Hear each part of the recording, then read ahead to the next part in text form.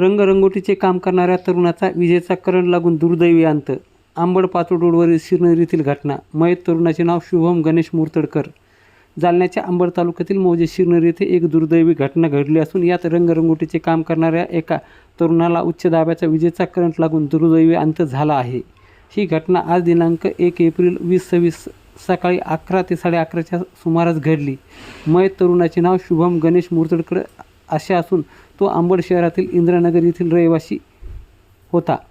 घटना घडल्यानंतर त्यास नातेवाईकांनी त्याच्या वडिलांना घटनेची माहिती देऊन उपचाराकामी अंबड येथील उपजिल्हा रुग्णालयात उपचारासाठी दाखल करण्यात आले. उपस्थित वैद्यकीय अधिकारी डॉक्टर स्वप्नील पाटील यांनी तपासून मृत घोषित करून घटनेची माहिती अंबड पोलिसांना दिली.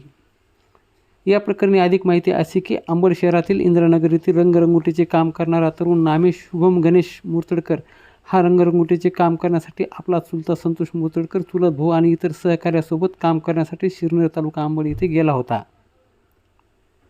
रंगरंगोटीचे काम करत असताना तो पहिल्या मजल्यावरील पॅराफिट वॉलला रंग देत असताना अचानक घरासमोर असलेल्या उच्च दाबाच्या विजेच्या ताराकडे त्याच्या हातातील लांब पाईप ब्रशसह ओढला गेला आणि क्षणात त्याला उच्च दाबाच्या विजेचा शॉक लागला. उपस्थित चुलते चुलत भाऊ यांनी अंबड येथील उपजिल्हा रुग्णालयात उपचारासाठी त्यास दाखल केले. उपस्थित वैद्यकीय अधिकारी डॉक्टर स्वप्नील पाटील यांनी तपासून मृत घोषित केली. घटनेची माहिती अंबड पोलिसांना दिली. स्टेशन डायरीमध्ये अकस्मात मृत्यूची नोंद करण्यात आली आहे.